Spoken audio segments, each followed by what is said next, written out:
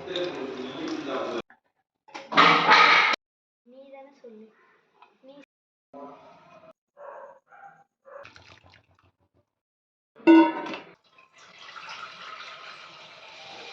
விலாகில் leave முடிஞ்சு school open ஆக போகுது. ஒர்க்கிங் டேஸ் வந்தாலே நம்ம எப்படி ப்ரிப்பேர்டாக இருந்தால் நம்மளோட வேலைகள் ஈஸியாகும் அப்படிங்கிற விஷயத்தையும், ஒரு லஞ்ச் பாக்ஸ் ரெசிபியும், அதோட என்னோட ஆன்லைன் ஷாப்பிங்கும் உங்ககிட்ட நான் ஷேர் பண்ணிக்கிறேன். ஃபர்ஸ்ட் ஆஃப் ஆல் வீட்லேயே பன்னீர் எப்படி ரெடி பண்ணேன் அப்படிங்கிறதையும் ஷேர் பண்ணியிருக்கிறேன். பன்னீருக்கு நல்லா பாலை காய்ச்சிட்டு, பால் காஞ்சதுக்கப்புறம் கொஞ்சம் கொஞ்சமாக லெமனை நான் ஆட் பண்ணுறேன்.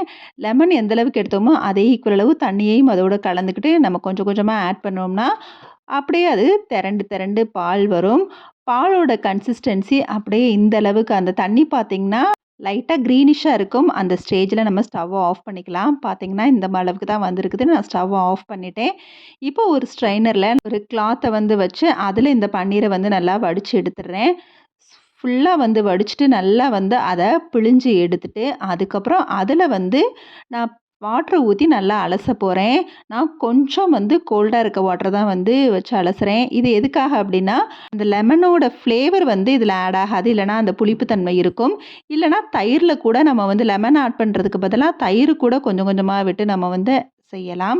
அப்படி இல்லைனா வினிகர் ஆட் பண்ணலாம். இப்போ நல்லா பிழிஞ்சு எடுத்ததுக்கப்புறம் இந்த மாதிரி ஒரு ஸ்ட்ரைனர் நான் வச்சுருக்கிறேன். அதை அந்த தட்டை நான் வச்சு இதை அப்படியே இந்த கிளாத்தை ரெக்டாங்கிள் ஷேப்பில் வச்சு நல்லா க்ளோஸ் பண்ணிவிட்டு அது மேலே ஒரு தட்டு வச்சு அது மேலே வெயிட்டை வச்சுக்கலாம். இதை ஒரு 2 hours விட்டுட்டு அதுக்கப்புறம் நம்ம அதை ஓப்பன் பண்ணி பார்த்தோம்னா சூப்பராக நம்மளுக்கு தேவையான பன்னீர் ரெடியாக இருக்கும். எனக்கு இப்போ ஷேப் தேவையில்லை.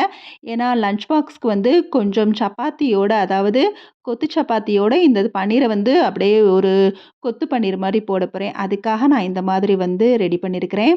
இதிலே பார்த்திங்கன்னா உங்களுக்காக கட் பண்ணியும் காட்டுறேன். இதை சாப் பண்ணோன்னே பார்த்தீங்கன்னா நம்மளுக்கு அந்த ஷேப் இருக்கும். க்யூப் க்யூபாக அழகாகவும் இருக்கும். நல்லா சாஃப்டாகவும் இந்த பன்னீர் இருக்கும். இதை நம்ம ஃப்ரிட்ஜில் ஸ்டோர் பண்ணி வச்சு இதை நான் மண்டே ரெசிபியாக கொத்து பன்னீர் சப்பாத்தி தான் ரெடி பண்ண போகிறேன். ஸோ அதுக்காக இதை நான் ரெடி பண்ணி வச்சுட்டேன். இதை நம்ம ஃப்ரிட்ஜில் ஸ்டோர் பண்ணி யூஸ் பண்ணலாம். நான் 1 லிட்டர் பால் அளவு தான், எனக்கு இந்த அளவுக்கு பன்னீர் போதும்னு சொல்லி 1 லிட்டர் பால்லையே இந்த அளவுக்கு நம்மளுக்கு பன்னீர் கிடைக்குது. 2 லிட்டர் பால்னால் இதை விட அதிகமாக நம்மளுக்கு கிடைக்கும். சூப்பராக வீட்லேயே ரொம்ப குவிக்கான டயத்தில் இதை நம்ம செஞ்சு முடிச்சிடலாம். செய்கிறது ரொம்ப கஷ்டம்லாம் கிடையாது. அடுத்து லஞ்ச் பாக்ஸ் ரெசிபி ரொம்பவே ஈஸியான ஒரு லஞ்ச் பாக்ஸ் ரெசிபி தான். நம்ம லேட்டாக எந்திரிச்சா கூட குழந்தைங்களுக்கு கொஞ்சம் டேஸ்ட்டாக செஞ்சு கொடுக்கணும்னா இதை நம்ம ரெடி பண்ணி கொடுத்துடலாம். அது என்ன அப்படின்னா எக் ரைஸ் தான். மேக்ஸிமம் இது நிறைய பேர் ரெடி பண்ணுவீங்க.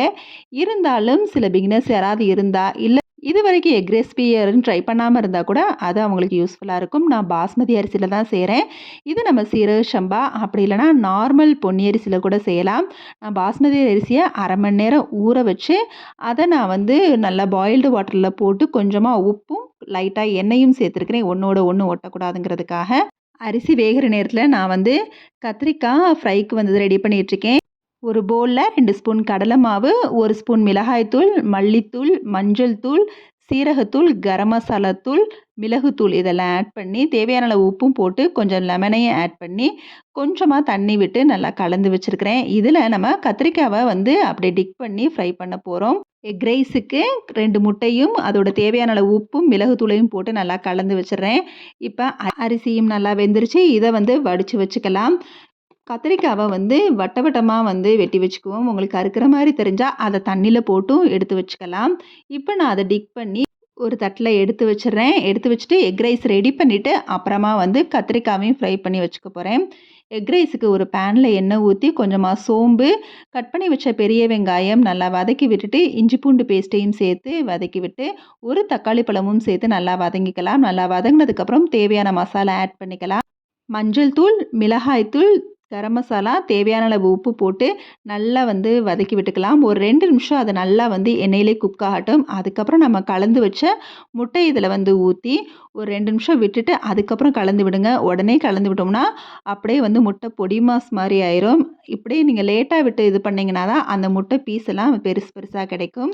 நல்லா வதக்குனதுக்கப்புறம் நம்ம வேக வச்சு வடித்த அரிசி இதோட சேர்த்து நல்லா கலந்து விட்டுக்கலாம். கடைசியாக கொஞ்சமாக மிளகுத்தூளும் இதோட ஆட் பண்ணி நல்லா வதக்கி விட்டுட்டு கடைசியாக ஒரு டெக்கருக்காக மல்லி இலையும் இதை வந்து தூவி விட்டுக்கலாம். அவ்வளோதான், சூப்பரான லஞ்ச் பாக்ஸ் ரெசிபி ரெடி ஆயிருச்சு. Egg rice. இதுக்கு சைடிஷாக கத்திரிக்காய் ஃப்ரையையும் வந்து ஃப்ரை பண்ணி எடுத்துக்கலாம். இது வேகமாகவே குக் ஆயிரும். ஸோ மீடியம் ஃப்ளேமில் வச்சு நம்மளை குக் பண்ணி நல்லா 2 பக்கமும் ப்ரௌனிஷாக வந்ததுக்கப்புறம் எடுத்துட்டோம்னா கத்திரிக்காய் சாப்பிடாத குழந்தைங்க கூட விரும்பி சாப்பிடுவாங்க. ஏன்னா நிறைய பேருக்கு வந்து கத்திரிக்காய் வந்து பெரியவங்களுக்கே பிடிக்காது. ஸோ அந்த மாதிரி இருக்கிறப்ப இந்த இது ரெடி பண்ணி கொடுத்தோம்னா கத்திரிக்காய்னே தெரியாமல் நல்லா விரும்பி குழந்தைங்க சாப்பிடுவாங்க. ஸோ சூப்பரான lunch box recipe egg rice with brinjal fry ready. Lunch ரெசிபிலாம் ரெடி பண்ணிவிட்டு கிச்சன் கிளீனிங்கை முடிச்சுட்டு அடுத்து நெக்ஸ்ட் வீக்கே நம்ம ரெகுலராக ஒர்க் ஆரம்பித்தாலே நம்ம வந்து அந்த வீக்கெண்டில் நம்ம ஃபஸ்ட்டு ரெடி பண்ணி வைக்கிறது மாவு தான். ஸோ இட்லி மாவும் ராகி மாவும் நான் ரெடி பண்ணி வைக்க போகிறேன். ஸோ அதுக்காக ரெண்டையுமே வந்து ஊற வச்சுட்டேன். ரேசன் அரிசிங்கிறதுனால இட்லி அரிசியோட நான் கொஞ்சம் பச்சரிசியும் சேர்த்து தான் நான் வந்து இட்லிக்கு மாவு அரைப்பேன். வீக் டேஸில் மாவு இல்லைன்னா நம்மளால் அந்த டேஸை வந்து தள்ளுறது ரொம்ப ரொம்ப கஷ்டமாயிரும். ஸோ கண்டிப்பாக மீல் ப்ரீ பிளானில் நம்மளுக்கு மாவு ரொம்ப ரொம்ப முக்கியம். அடுத்ததாக தேவையான வெஜிடபிள்ஸ் நம்ம என்ன குக் பண்ண போகிறோங்கிறத வந்து பிளான் பண்ணி அதுக்கு தகுந்த மாதிரி வெஜிடபிள்ஸ் வாங்குங்க. அது மட்டும் இல்லாமல் இந்த வீக் ஒரு வெஜிடபிள்ஸ் எல்லாம் நம்ம யூஸ் பண்ணணும்னா அடுத்த வீக் கொஞ்சம் வெஜிடபிள்ஸை சேஞ்ச் பண்ணுங்கள். ரொட்டீனாக இருக்கிறப்ப அது வந்து நம்மளுக்கு போர் அடிக்கும். குழந்தைங்களுமே அதை எரிச்சல் படுவாங்க.